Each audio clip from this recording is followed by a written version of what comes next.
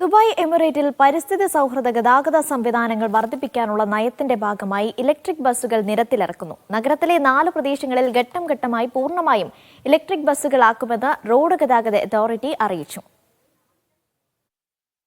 ആകെ 40 ഇലക്ട്രിക് ബസ്സുകളാണ് ഇതിനായി വാങ്ങുക. ദുബായ് ക്ലീൻ എനർജി സ്ട്രാറ്റജിയുടെ ഭാഗമായി 2050ഓടെ എല്ലാ ബസ്സുകളും പരിസ്ഥിതി സൗഹൃദമാക്കാനാണ് RTA ലക്ഷ്യമിടുന്നതെന്ന് പൊതുഗതാഗത ഏജൻസി CEO അഹമ്മദ് ബഹ്റോസിയാൻ പറഞ്ഞു. ഇതിന്റെ ഭാഗമായി ആവശ്യമായ ഇലക്ട്രിക് ചാർജിംഗ് സൗകര്യങ്ങളും സ്ഥാപിക്കും. ബിസിനസ് ബേ, ഗുബൈബ, സത്വ, ജാഫ്ലിയ എന്നിവിടങ്ങളിലാണ് ആദ്യഘട്ടത്തിൽ ഇലക്ട്രിക് ബസ്സുകൾ ഇറക്കുക.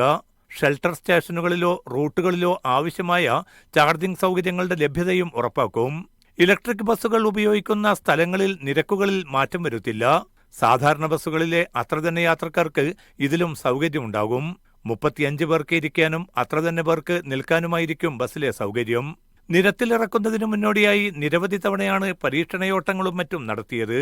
ഡ്രൈവർമാരുടെ പെരുമാറ്റം നിരീക്ഷിക്കാനും മെച്ചപ്പെടുത്താനും പുതിയ ബസ്സുകളിൽ ഡ്രൈവർ ബിഹേവിയർ മോണിറ്ററിംഗ് സിസ്റ്റം സജ്ജമാക്കുമെന്ന് കഴിഞ്ഞ മാസം RTA പ്രഖ്യാപിച്ചിരുന്നു.